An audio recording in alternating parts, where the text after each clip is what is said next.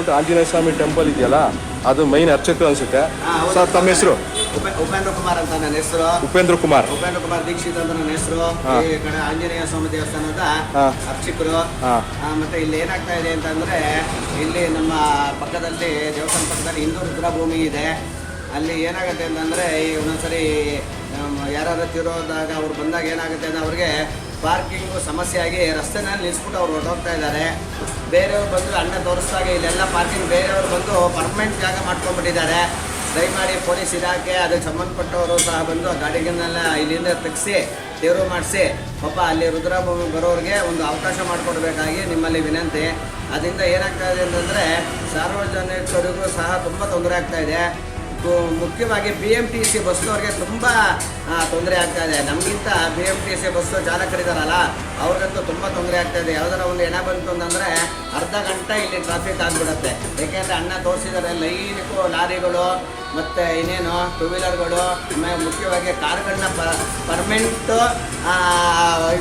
ಏನಾದರೂ ಪಾರ್ಕಿಂಗ್ ಮಾಡ್ಕೊಂಡ್ಬಿಟ್ಟಿದ್ದಾರೆ. ದಯಮಾಡಿ ಅದಕ್ಕೆ ಸಂಬಂಧಪಟ್ಟವರು ಎದುರಿಸ್ಬೇಕಾಗಿ ನಿಮ್ಮಲ್ಲಿ ಒಂದು ನಾನು ಕೇಳ್ಕೊತಾ ಇದ್ದೀನಿ ಅಣ್ಣ. ಈಗ ನಮ್ಮ ಉಪೇಂದ್ರ ಅರ್ಚಕರು ಹೇಳಿದಂಗೆ ನಿಜ, ಎದುರುಗಡೆ ಬಂದ್ಬಿಟ್ಟು ಲಿಂಗಾಯತ ಸ್ಮಶಾನ ಇದೆ. ಅದ್ರ ಎದುರುಗಡೆ ಬಂದ್ಬಿಟ್ಟು ಹಿಂದೂ ರುದ್ರಭೂಮಿ ಇದೆ. ಇಲ್ಲಿ ಟೆಂಪಲ್ಗಳಿದೆ, ಷಣ್ಮಾತೇಶ್ವರ ಟೆಂಪಲ್ ಇದೆ, ಅಲ್ಲಿ ಮುಂದೆ ಜಿಂಕೆ ಪಾರ್ಕ್ ಇದೆ, ಇನ್ನು ರಾಜೀವ್ ಗಾಂಧಿ ಸ್ಟೇಡಿಯಂ ಇದೆ. ಅಲ್ಲಿವರೆಗೂ ಅಂದ್ರೆ ನಮ್ಮ ಪಾಂಡುರಂಗ ಸ್ವಾಮಿ ಟೆಂಪಲ್ ಇಂದ ಹಿಡಿದು ಕೊನೆವರೆಗೂ ಪಾರ್ಕಿಂಗ್ ಏನಕ್ಕಿಂತ ಪ್ರಾಬ್ಲಮ್ ಆಗ್ತಿದೆ ಅಂದ್ರೆ, ಆ ಕಡೆ ಈ ಕಡೆ ಗಾಡಿ ನಿಲ್ಸಿರೋದಕ್ಕೆ ನೀವು ಹೇಳಿದಂಗೆ ಬಾಡಿ ಬಂದಾಗ ಅವ್ರ ಬಾಡಿ ಜೊತೆ ಬಂದಾಗ ಪಾರ್ಕಿಂಗ್ ಎಲ್ಲಿ ಮಾಡ್ತಾರೆ? ಇಲ್ಲ, ಬಾಡಿ ಜೊತೆ ಪಾರ್ಕಿಂಗ್ ಎಲ್ಲಿ ಮಾಡ್ತಾರೆ? ಅದು ನಮ್ಗೆ ಸಮಸ್ಯೆ ಆಗಿರೋದಿಲ್ಲ ಅಂತ ಉಪೇಂದ್ರ ಕುಮಾರ್ ಹೇಳ್ತಿರೋದು. ಅವ್ರು ಎಲ್ಲರೂ ಕೇಳ್ತಿರೋದು ಅದೇ ನಮಗೆ. ಸರ್ ಪಾರ್ಕಿಂಗ್ ಇದೆ, ಯಾಕಂದ್ರೆ ಗಾಡಿ ವೆಹಿಕಲ್ಸ್ಗಳು ಯಾರು ಓನರು ಅಂತಾನೆ ಗೊತ್ತಿಲ್ಲ ಅಂತ ಕೇಳ್ತಾ ಇದ್ದಾರೆ. ಸರ್ ಎಷ್ಟು ವರ್ಷದಿಂದ ಸರ್ ಈ ಪ್ರಾಬ್ಲಮ್? ಎಷ್ಟೋ ತಿಂಗಳಾರು ಗಂಟೆ ಆಗಿದೆ ನಿಲ್ಸಿ ಗಾಡಿಗಳನ್ನ. ಅರ್ಚಕರು ಎಷ್ಟು ದಿನ ಆಯ್ತು ಇದು ಪಾರ್ಕಿಂಗ್ ಈ ತರ ಪ್ರಾಬ್ಲಮ್?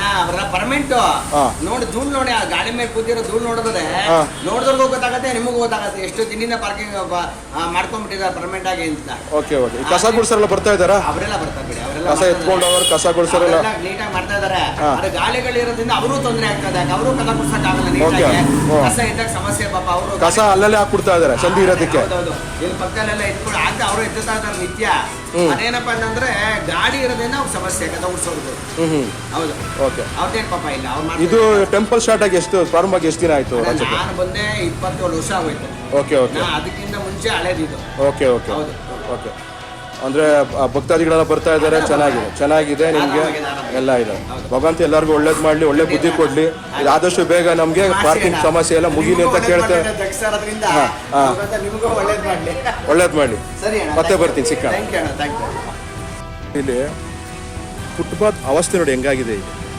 ಇದು ಬಂದು ನಮ್ಮ ಎದುರುಗಡೆ ನನ್ನ ಕೈಲಿ ಕಾಣಿಸ್ತಾ ಇದೆಯಲ್ಲ, ಇದು ಎದುರುಗಡೆ ಇದು ಬಂದ್ಬಿಟ್ಟು ಲಿಂಗಾಯತ ರುದ್ರಭೂಮಿ. ಅದು ಫುಟ್ಪಾತ್ ಇದು ಕಾಣಿಸ್ತಾ ಇದೆ ನೋಡಿ, ಎಷ್ಟು ನೀಟಾಗಿದೆ.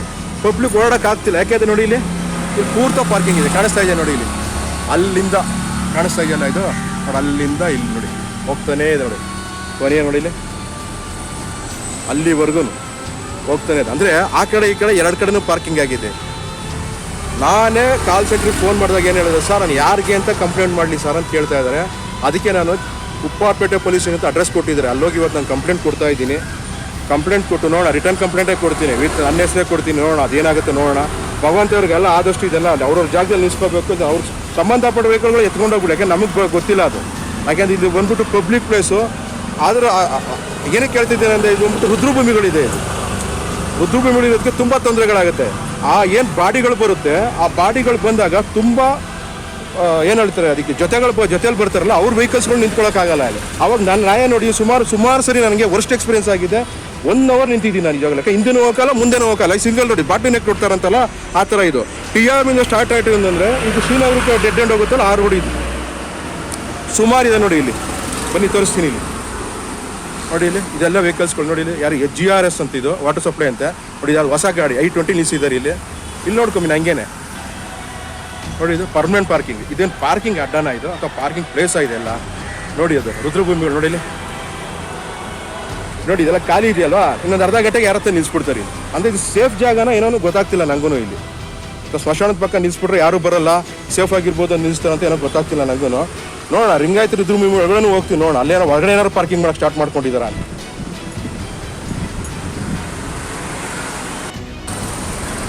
ನೋಡಿ ಇಲ್ಲಿ ಆ ಹೆಣ್ಮಕ್ಳು ಬರ್ತಾ ಇದ್ದಾರಲ್ಲ, ಅವ್ರು ಫುಟ್ಪಾತ್ ಇಲ್ದ್ರೆ ಎಲ್ಲಿ ಬರ್ತಾ ಇದ್ದಾರೆ ನೋಡಿ. ಅವರು ನಿಮಗೆ ಕಾಣಿಸ್ತಾ ಇದೆಯಲ್ಲ, ಅವರು ಎಲ್ಲಿ ಬರ್ತಾ ಇದ್ದಾರೆ? ಅವರು ಕುತ್ಕೊಂಡು ಹೋದ್ರೂ ಹೋಗ್ತಾರೆ ಅವ್ರಿಗೆ. ಅಷ್ಟು ನೋಡಿ, ಅಷ್ಟು ಚಿಕ್ಕದು ಮಾಡ್ಬಿಟ್ಟಾರೆ ರೋಡ್ನ. ನೋಡಿ ಇಲ್ಲಿ ಅದು ಪರ್ಮನೆಂಟ್ ವೆಹಿಕಲ್ ಇದು, ಪರ್ಮನೆಂಟ್ ವೆಹಿಕಲ್ ಇದು 7364 ಇದು ಪರ್ಮನೆಂಟ್ ವೆಹಿಕಲ್ ಇದು. ನೋಡಿ ಇಲ್ಲಿ ಜಾಗನೇ ಇಲ್ಲ ಇಲ್ಲಿ, ಜಾಗನೇ ಇಲ್ಲ ನೋಡಿ, ಇಲ್ಲಿ ಜಾಗನೇ ಇಲ್ಲ.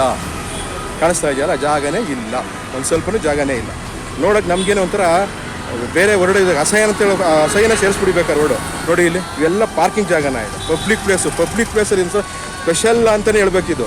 ಸ್ಮಶಾನ ಇರೋ ಜಾಗದಲ್ಲಿ ಹಿಂಗೆಲ್ಲ ಪಾರ್ಕಿಂಗ್ ಮಾಡಿಬಿಟ್ರೆ ಅವ್ರು ಬರೋ ಜೊತೆಲಿ ಬರೋರೇ ಆಗಲಿ, ಬಾಡಿಗಳಿಗೆ ಆಗಲಿ ಎಷ್ಟು ತೊಂದರೆ ಆಗುತ್ತೆ ಗೊತ್ತಾ? ನೋಡಿ ಇಲ್ಲಿ ಕಾಣಿಸ್ತಾ ಇದೆಯಾ? ಇಲ್ಲಿ ಇಷ್ಟೇ ಜಾಗ ಇರೋದು, ಕಾಣಿಸ್ತಾ ಇದೆ ನೋಡಿ, ಇಷ್ಟೆಲ್ಲ ಆಟ ಆಡಬೇಕು ಅವರು. ಅಂದರೆ ಇದು BTS ಬಸ್ ಬೇರೆ ಬರುತ್ತಂತ ಇಲ್ಲಿ ನೋಡಿ, ಇಲ್ಲಿ ಇಷ್ಟೇ ಕಾಣಿಸ್ತಾ ಇರೋದು. ಬನ್ನಿ ಹೋಗೋಣ.